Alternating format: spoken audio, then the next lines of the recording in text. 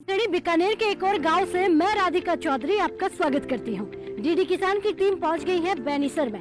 अब देखिए, आज हम बात करेंगे आत्मनिर्भर भारत की, आत्मनिर्भर महिलाओं की। स्वयं सहायता समूह से जुड़कर हमारी महिलाएं किस प्रकार आत्मनिर्भर हो रही हैं। समूह से जुड़ने के बाद वो महिलाएं जो घूंघट में रहती थी, आज वो किस तरह से आमदनी कमा रही है, किस तरह से वो माननीय प्रधानमंत्री जी की मन की बात सुनकर अपने मन की इच्छाओं को पूरी कर रही हैं। यानी कोई सिलाई बुनाई से जुड़ रही है, तो कोई अपना बिजनेस कर रही है, कोई स्टार्टअप कर रही है, तो कोई पशुपालन कर रही है। ऐसा ही कुछ कहा जाता है कि बेनीसर गाँव की महिलाएं जो है आगे बढ़ गई हैं। तो चलिए, चंद कदमों की दूरी है, यहीं से आगे बढ़ते हैं और समझते हैं आज की महिलाओं की कहानी को कि किस तरह से हमारी महिलाएं आत्मनिर्भर भारत के साथ जुड़ रही हैं।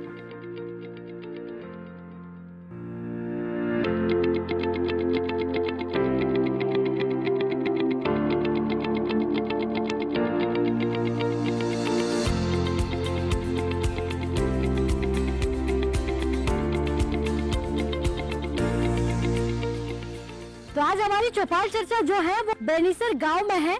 और देखिए, ये राजस्थान की महिलाएं हैं, बीकानेर की महिलाएं हैं। बात करेंगे स्वयं सहायता समूह की, कि समूह से जुड़कर हमारी महिलाएं जो है किस तरह से आत्मनिर्भर बन रही हैं, किस तरह से वो जो है अपनी आमदनी को बढ़ा रही हैं। हमारे साथ तमाम विभाग भी है, लेकिन सबसे पहले महिलाओं से ही बात करेंगे। मैम, आप खड़े हो जाइए जी। नमस्कार जी। नमस्कार मैडम। क्या नाम है आपका? मेरा नाम मोनिका सारण है। मोनिका सारण। मोनिका जी, कब से आप जुड़ी हैं इस समूह से? 5 साल हो गए मैडम।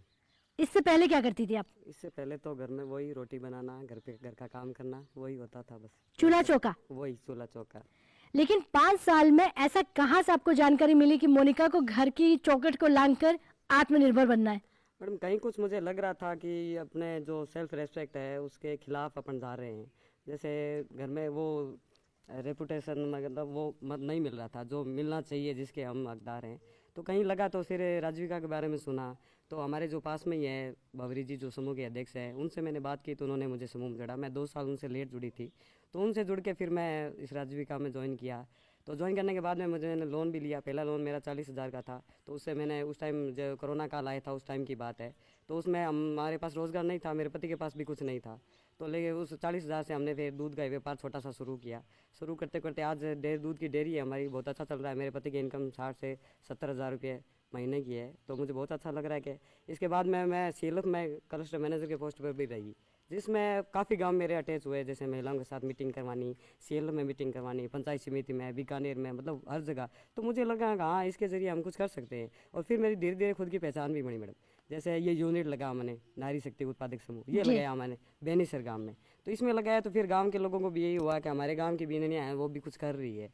तो फिर धीरे धीरे ये हौसला बढ़ता गया और फिर बढ़ते बढ़ते आज हम यहाँ तक आ गए मैडम। और मेरे साथ बहुत सारी महिलाएं जुड़ी है और बहुत कुछ ना कुछ आजीविका अपनी बढ़ा रही है, कर रही है काम। जैसे दुकान है, डेयरी है, सिलाई का है, कुछ और कार्य है, जैसे मशीनें भी ले रही है, आगे सप्लाई का वो सब कर रही है। आज आप कितना कमा लेती है घर बैठे? घर बैठे? हाँ। मैडम, लाख रुपए तो महीने का हो ही जाता है मेरा। अच्छा, दूध का साथ करूँ और इसका साथ करूँ तो बन ही जाता है मैडम लाख रुपए। 1 लाख रुपए घर को संभालते संभालते मोनिका जी इनकम कर लेती है। और वो पिछले 5 सालों में बदलाव हुआ। 5 साल में बदलाव। मोनिका जी, क्या कहेंगे कि ये बदलाव महिलाओं में आया कैसे? सरकार की कितनी इसमें भूमिका है?